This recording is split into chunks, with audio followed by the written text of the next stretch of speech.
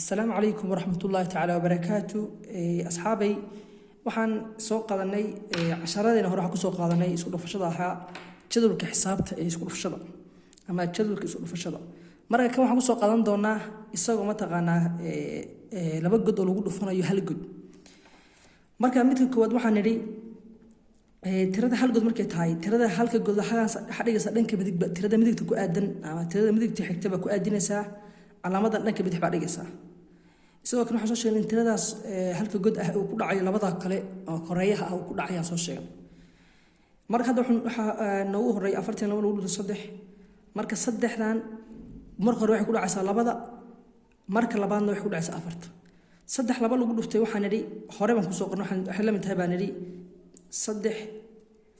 macna waxay la mid tahay baan nidhi saddex oo lagu dhuftay labo macna tiradan saddex oo lagu dhuftay labo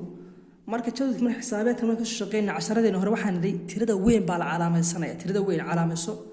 tirada weyn baa calaamaystay haye intee jeer baa qoraya tirada weyn waxaan qorayaa laba jeer sababtoo waxaan laba ku dhacaysa Soomaan labadii qor tiri oo lagu dar tiri waxa la mid tahay 6 ba la mid tahay saas 6 ku soo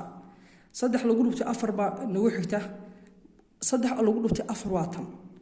marka waxaan tiri oo lagu dhuftay afar mar walba waxa calaamaysanaya tirada weyn afartii baa calaamaystay hay afartii intee jeer qoraya saddex jeer baa qoraya saddex afaraad baa qoraya afar oo lagu daray afar oo lagu daray afar maxay la mid tahay afar lagu daray waa sideed afar lagu darayna waa 12 marka hadda 12 ka mid oo qoranaya mise hal qaasha sameeynaya 12 ka qoranaya sababtoo ah tirada afar wax dhanka midig ka xiga dhanka bidix ka jira ma jiro sadarta 12 ka qor marka wuxuu noqonayaa afartan lagu dhuftay saddex waxay la mid tahay 126 waxa nagu xigtaa 20 ka lagu dhuftay labo marka hore waxaan nidhi tirada hooseeyaha labada dhinac ay ku dhacaysaa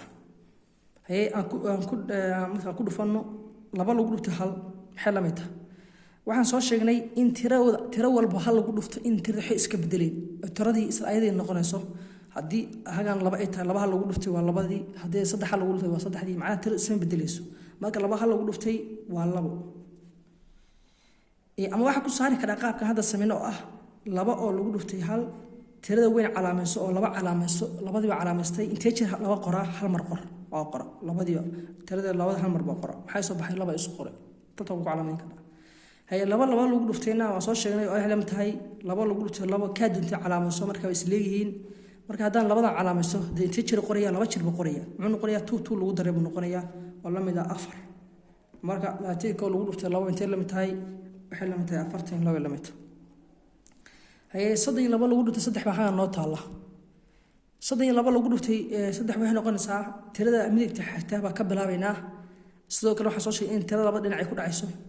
saddex laba lagu dhuftay hore oo soo shaqeynay waxay la mid tahay 6 ba la mid saddex lagu dhuftay waa tiro labada dhinac is leeyihiin waa saddex lagu dhuftay saddex Soomahan marka ka dunta calaamayso kan hada calaamaysid saddex jeer baa qoraysaa marka saddex lagu daray oo lagu daray saddex inta noqonaya marka wuxuu noqonayaa 9 buu noqonayaa saas ku saari kara macna waxa ku xalin kara ardayga yaqaana ku darta iyo ka jarta siba ku darta qof ardayga yaqaana uu ku saari kara xisaabtan marka uu horeyso ardayga bilowga ah lama qabsan karo ma taqaan hadii la dhaho waxaan lagu dhuftay ma fahmayo laakiin markii loo qaab loogu sheego ku dar looga shaqeeyo loo fahansiyo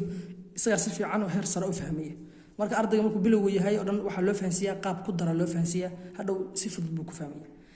hadda waxa noo taala afartan lagu dhuftay 5 ba noo taala waxa soo sheegnay tirada hoose in ay labada dhinac ku dhacayso sidoo kale hore waxaan soo sheegnay in tirada hadii eber tiro walba lagu dhufto in ay la mid noqonayso eber waxay dun tirada hadir ta badnaato oo ha noqoto 900 600 ha noqoto 1 milyan ha noqoto 1000 ha noqoto waxa eberku macnaha tirada kasta eber buu ka dhiganaya marka 5 lagu dhufto eber intee weey marka 5 lagu dhufto eber qaacada hadana raacina eber bilamata 5 lagu dhuftay 4 baa noo hadhay 5 lagu dhuftay 4 waxaan u shaqeyn karnaa 5 lagu dhuftay 4 waa tan tirada weyn baa calaamaysanaa tirada weyn oo 5 calaamaysanay intee jeer baa qoraynaa marka waxaan qoraynaa 4 jeer baa qoraynaa macna tirada 5 ah tirada 5 4 jeer qor 4 shanaad 5 lagu daray 5 lagu daray 5 lagu daray 5 calaamada ku darba u dhaxaysiinsa 1 2 3 4 jeer waxaan qoraa tirada 5 ah isku darna 20 bay la mid tahay 5 lagu dar waa 10 10 lagu dar 5 10 5 lagu darna waa 20 20kiina waa qoranaysa sababta hadda dhinacan wax ka xiga tiro khalqadaasha u sameeyna laakiin tiro dhanka bidix ka xigta ma jiro 20kii qor marka muxuu la mid noqonayaa 40 lagu dhufto 5 waxay la mid tahay 200 hay 62 lagu dhufto eber baa hadhay tan horey baa qaacada u sheegnay waxaan tiro walba eber lagu dhufto wuxuu ka bedeli maayo hay eber hadii 2 lagu dhuftana eber baa la mid tahay hadii 6 lagu dhufto eber baa la mid tahay sababtoo ah tiro walba eber lagu dhufto eber baa ku socda ama sareeyaha noqdo ama koreeyaha noqdo tiradu waa isku mid hadii aad dhaho 2 lagu dhufto eber iyo eber lagu dhufto 2 wuxuu isku bedelo waa isku midkii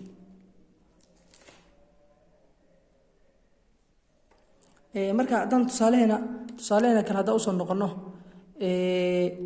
12 lagu dhufto 4 12 lagu dhufto 4 waxaan tiradaas afarta ah waxay ku dhacaysaa labadaba maca labada koreeyaha bay ku dhacaysaa 4 lagu dhufto 2 waa intee weeye 4 lagu dhufto waxay la mid tahay 4 lagu dhufto waxay la mid tahay tirada weyn calaamayso هذا أفر لو لقولت ما جرى كسوق قاضي أرض ما جرنا يو أفر لو لقولت وسديد ما جرنا سديد سكسو بحضا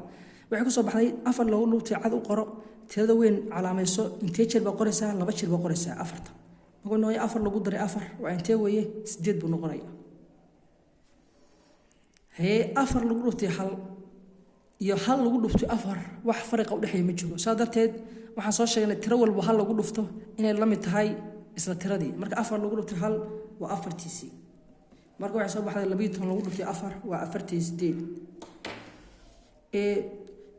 sidaas baan insha Allah taala ku soo wada doona casharadena waxaan soo qaadanay tusaalooyin kamid ah isku dhufashada hal godlaha marka laba tiro ku dhufinayso sidoo kale marka insha Allah taala casharadena kale waxaan ku soo qaadan doonaa laba godlo lagu dhufanayo saddex godlo lagu dhufanayo ama saas ku sii wada doona insha Allah taala waxaan jeclahay inay si fiican ardayga ugu fudud ay u noqon doonto